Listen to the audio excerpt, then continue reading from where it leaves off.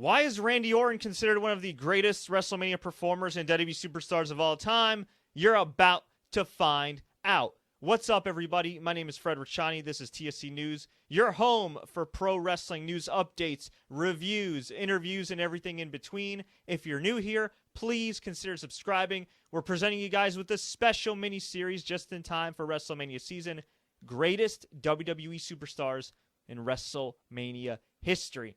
And we decided for the very first episode, I know there's so many legends to choose from, some obvious ones, some not so obvious ones, and I decided to pluck out the sort of not so obvious one, the Viper, Randy Orton, who at the time I'm recording this right now, recently won the United States Championship and became just the 10th Grand Slam champion in WWE history. And he's been around for so long. He's had some great matches. He's had some really bad matches. He's had some that were just kind of there in the middle. And I think sometimes we forget just how much Randy Orton has accomplished. But let's go all the way back to his very first WrestleMania appearance in 2004, WrestleMania 20. He teamed up with Evolution, Batista, and Nature Boy Ric Flair. He came into this match as the Intercontinental Champion, and he defeated Mick Foley and The Rock and Sock Connection in the middle of the ring. You might be saying to yourself, well, yeah, Fred, but it was a 3-on-2 handicap match. Yes, but at the time, we didn't see handicap matches almost every freaking week or every couple weeks like we do now. And at the time, they truly built up Randy Orton as a rising star. With all due respect to Roman Reigns, who I think is great, one of the reasons he hasn't gotten to the level of guys like Cena and Orton when he was at his hottest, I mean, maybe he's gotten to the level of Orton when he was at his hottest. I don't know. It's hard to tell. But the reason he hasn't really caught on is because his push wasn't really that organic. The Shield was organic. He was well protected. And then once they broke up, they just said, hey, let's push him. Let's put him in all these big matches, and he'll just get over. And that didn't really happen. Whereas Randy Orton, they gradually built him up. They put him in matches with the likes of Chris Jericho, Mick Foley, who really made him and emphasized his toughness. He had Evolution on his side with Triple H, who was the world champion for most of that time period. You had the Nature Boy Ric Flair. You had Batista as his muscle, who also obviously became a huge star in his own right. And I really feel like back in that era, between Orton, Batista, John Cena, and you can even throw in Brock Lesnar there in that era, those are like the last four guys that WWE gradually built up to become stars. Now, Lesnar had a much faster rise than the other three guys. But still, they gradually built them up. They put them in situations that made them look good. And that's probably my biggest complaint about WWE present day. They don't put their talent in enough situations where they look good. I mean, Braun Strowman to an extent, but as far as Roman Reigns or even Seth Rollins, when he had his title reign, not so much. But here, they made Randy Orton look like $1 million. He was the longest reigning Intercontinental Champion at the time since The Rock back in 97, 98, which tells you how much they viewed him in such high esteem and still do to this day. And he actually ended up getting the pin on Mick Foley. This was a pretty good little match here. Made Randy Orton look good, gave him the rub, and he'd go on a month later to actually pin Mick Foley in a hardcore match to retain the Intercontinental Championship, which still may stand as arguably his greatest match in his career, which is saying something because he's had a lot of great matches. WrestleMania 21, he helped kickstart a trend for The Undertaker. A lot of people think of The Undertaker's WrestleMania streak as, wow, this mythical thing. It's amazing. It's whatever. They've protected it so well. They protected it so well before Brock Lesnar beat him. But the reality is, I don't even think they realized that the streak was a thing until maybe the early mid-2000s. I mean, perhaps after he beat Triple H at WrestleMania 17. But that was around the time I recall, going around on like the message boards and the wrestling websites that Triple H was rumored to actually beat The Undertaker. Can you imagine how crazy the history would have been if Undertaker lost to Triple H back then? Well, fast forward to WrestleMania 21. This was the second WrestleMania for The Undertaker being back in his dead man gimmick. He had come back as a dead man at WrestleMania 20 after being buried alive by Kane. And I got to say, well, I think the Triple H match was pretty damn good back in 2001, WrestleMania 17. For the most part, Undertaker did not have any great WrestleMania matches. Depending on what era you grew up in, maybe you thought Kane versus The Undertaker at WrestleMania 14 was awesome. I did as a little kid. I don't know if that match has aged as well. But if there's one match that's aged pretty well, that back then and now holds up as a damn good WrestleMania match, it's Randy Orton versus The Undertaker. Now, the feud ended up spiraling out of control with all these campy segments months after the fact. But this was a awesome match that saw Randy Orton in his full Legend Killer mode nearly dethrone the Undertaker's streak, but no avail. He ended up getting tombstoned, got the pinfall loss. But hey, it was an awesome match, and it showed that despite all the personal issues Randy Orton had, whether it be with drugs or people backstage or whatever, that when this dude is on, whew, he is on. Let's go to WrestleMania 22. He had a great little match. I say great little match because it just wasn't long enough to be like an all-time classic. Randy Orton versus Rey Mysterio versus Kurt Angle for the World Heavyweight Championship. This was an excellent encounter that saw Randy Orton do the honors for Rey Mysterio, put him over in the middle of the ring, giving Rey Mysterio his first historic world title victory. Randy Orton did his part here. Like I said, I wish this match got more time. This was around the era when SmackDown matches, for whatever reason, probably because it's still looked at as the B show, weren't getting enough time at WrestleMania cards. I mean, I recall back even in 2005, WrestleMania 21. Yeah, they did a great job of putting over John Cena in dominant fashion, but that match that he had with JBL when he won his first WWE title, that was just kind of a match. It was really just a TV main event put on a WrestleMania card. They ended up having a great match afterwards at Judgment Day 05, but they got shortchanged at WrestleMania. And same thing with WrestleMania 22 with Orton, Angle, and Rey. It was great while it lasted, but it just did not last long enough. WrestleMania 23, I think one of the more underrated WrestleMania cards, featured a Money in the Bank ladder match with so many guys. Ken Kennedy ended up getting the win. Yes, that Ken Kennedy. Yeah, wrestling was weird back in 2007, but Randy Orton was the man here. He unleashed hell. He had RKOs on everybody in sight, including CM Punk, Mr. Anderson, Kennedy, whatever you want to call him, and an RKO off the ladder. I mean, this was awesome, and it set up Randy Orton versus Edge the following night on Raw, which is one of the all-time classic Raw TV matches itself. And then we had maybe his crowning achievement from a kayfabe storyline standpoint in terms of WrestleMania. WrestleMania 2008, WrestleMania 24, he took on Triple H and John Cena in a triple threat match for his WWE Championship. He came into the match as champion, and he came out of the match as champion, winning with his trademark punt kick. And it was truly the age of Randy Orton. 2009, he had his first true WrestleMania main event, as in the very last match. And what do you want me to say? What do you want me to say? I mean, I'm looking here at the reviews for this match. It was just absolutely, positively dreadful. It was a match, and this is something where it's kind of a classic case of Orton's career. A lot of people give him a bad rap and everything, but I think sometimes storylines just do him no favors, and you guys will hear why. But he lost to Triple H here in a singles match for the WWE title, right? Get the stipulations here. If Triple H had been counted out or disqualified, he would have lost the title. Keep in mind, this was more or less a blood feud after Randy Orton took out Triple H's father-in-law, Vince McMahon, his brother-in-law, Shane McMahon, and his wife, Stephanie McMahon. And yet somehow it devolved into some campy skits, including Triple H destroying Randy Orton in his house, where cameras were magically on the scene like an O.J. Bronco car chase. And I don't even think that woman was Randy Orton's wife. Actually, no, she definitely wasn't Randy Orton's wife. It was a paid actress that Triple H scared out of the house. And this led to WrestleMania, and you're thinking, oh, man, this has got to be like an all-time great brawl, right? You got two great workers. It's WrestleMania. They got plenty of time to kick ass. And instead it was like a sledgehammer shot that the referee didn't see, a pedigree. And that was it.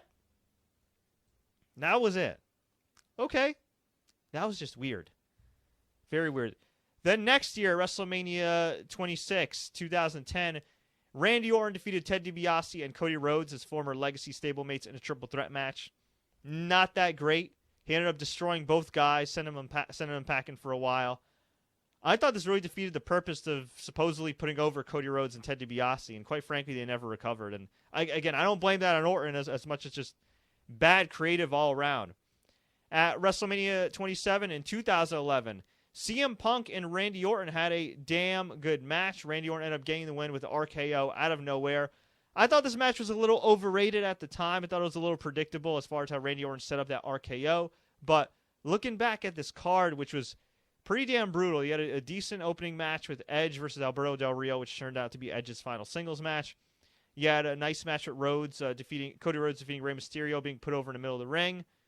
You had a great Triple H and Undertaker match, and you had a nice little showcase with John Morrison, Trish Stratus, and Snooki of Jersey Shore fame defeating Dolph Ziggler and Lay Cool. But for the most part, I remember this card being just like a giant Raw that would never end with the horrible anonymous GM and everything. So if you do want to torture yourself and watch this whole card as opposed to a couple of the highlights like Taker and Triple H, definitely go out of your way to watch Orton versus Punk. This was awesome. Feud wasn't so awesome because Orton just systematically destroyed the new Nexus stable that had protected Punk leading up to this, but match itself was good. See a theme here? Randy Orton consistently has good to great matches, but the storylines surrounding these matches, not so hot. The next year, WrestleMania 28 in Orlando, Florida. This has to be the low point of Randy Orton's WrestleMania career. Well, yeah, it might. It just might be. Kane defeated Randy Orton. Need I say more? WrestleMania 29, which I was at in East Rutherford, New Jersey. Pretty good little six-man tag match. The Shield in their WrestleMania debuts defeated Big Show, Sheamus, and Randy Orton. I wouldn't say it was that spectacular compared to other Shield pay-per-view matches. I felt like that whole pay-per-view in general wasn't that great outside of CM Punk versus The Undertaker. But, decent effort by Orton. And then maybe, just maybe, one of the best matches of not only of Randy Orton's career, one of the best matches in WrestleMania history. Randy Orton in the main event slot, the true main event slot of WrestleMania, absolutely, positively redeemed himself here. Him and Batista lost to Daniel Bryan when Daniel Bryan tapped out Batista in a triple threat match to win the WWE World Heavyweight Championship. Randy Orton had come into this event as the WWE World Heavyweight Champion. Also kind of like the centerpiece of the Authority, led by Stephanie McMahon, Triple H, and Corporate Kane. I was not a fan of how Orton was booked around this time from late 2013 leading up to here. For those that don't know, he lost a lot of non-title matches leading up to this, including against Daniel Bryan on TV a few weeks before then, which was just bizarre as hell. But him, Dave Batista, Daniel Bryan, they all proved to be A-plus players and brought an A-plus effort. One of the all-time great matches in WWE history, maybe in wrestling history. I just absolutely loved everything about this match. I can't say enough nice things. Randy Orton absolutely held his end of the bargain. He was just spectacular here, a great heel. We fast forward to 2015, WrestleMania 31. Randy Orton has an excellent match with Seth Rollins. Maybe the best match of the night as far as bell to bell. I mean, you can make the argument the main event when Seth Rollins cashed in on Brock Lesnar and Roman Reigns. That was great all around. But as far as bell to bell, I think Orton versus Rollins was the best match. And it featured a great spot where Seth went for the curb stomp. Randy was able to kind of like lift him up in the air as he was going for a stomp and then hit an RKO. Just great stuff. Great stuff. WrestleMania 32, believe it or not, if you go online and you look up the name of Randy Orton, he was not on this card because he was injured. A rare WrestleMania absence for Randy Orton. But have no fear, he had a chance to redeem himself at WrestleMania 33 in Orlando, Florida, when he took on Bray Wyatt. And Randy Orton would go on to defeat Bray Wyatt for the WWE Championships. That's the good news. The bad news is, this might have been the worst WWE Championship match in the history of WrestleMania, and that includes John Cena versus JBL, which wasn't bad, but like I said earlier, it was more of just like a SmackDown TV match. And this might have been worse than Miz versus John Cena at WrestleMania 27, which was, to be fair to them, hampered by the fact that Miz got concussed early in the match. It wasn't laid out very well. And, The Rock interfered and allowed Miz to get the win. But at least that featured a career-defining win for The Miz. And at least that match set up 2 straight years of gigantic money-making matches with The Rock and John Cena. Whereas this Orton Wyatt matchup set up a horrendous House of Horrors match, followed by Randy Orton putting over Jinder Mahal, and then putting him over again, and again, and again, including in a Punjabi prison match. Now, this was rumored to be a thank you title win for Randy Orton after he volunteered to get his head caved in by Brock Lesnar at SummerSlam 2016 when Brock Lesnar errantly hit him with an elbow, busted him open the hard way. And Randy Orton, who's got a history of concussions, well, suffered another concussion. This match was most infamous for Bray Wyatt having holograms in the match. Meaning, or projections, whatever. Pretend the ring canvas was a projection screen. There were maggots, ants. I don't even remember what else. I've blocked the match out of my memory, but it was horrendous, and Randy Orton just got the win. That's it. Just got the win. Randy Orton, leading up to this match, burned Sister Abigail's grave and her home to the ground. And Bray Wyatt responded in such violent fashion by projecting holograms. Bray Wyatt is the worst, part 65. So Randy Orton got the win here. And now it leads us to present day. At the time I'm recording this, we're just a few weeks away from WrestleMania 34. Randy Orton, the current United States champion, going into WrestleMania to likely wrestle Bobby Roode and Jinder Mahal in a triple threat match that had to be booked from hell. Now, granted, Orton versus Roode, when Orton won the title, turned out to actually be really good, even though I thought it was going to be really boring on paper. So this could be a great match. I don't know. On paper, I think they're going to have their work cut out for them. But overall, I think after you watch this video, I think after you listen to all these accomplishments I listed of Randy Orton at WrestleMania, most notably, WrestleMania 20, pinning Mick Foley in the match against the Rock and Sock Connection. WrestleMania 21, giving Undertaker a hell of a match. WrestleMania 22, doing the honors for Rey Mysterio in a fast-paced triple threat match for the world title. WrestleMania 23, a great Money in the Bank ladder match, even though Mr. Kennedy won. WrestleMania 24, a damn good triple threat match with Triple H and John Cena where he won clean in the middle of the ring.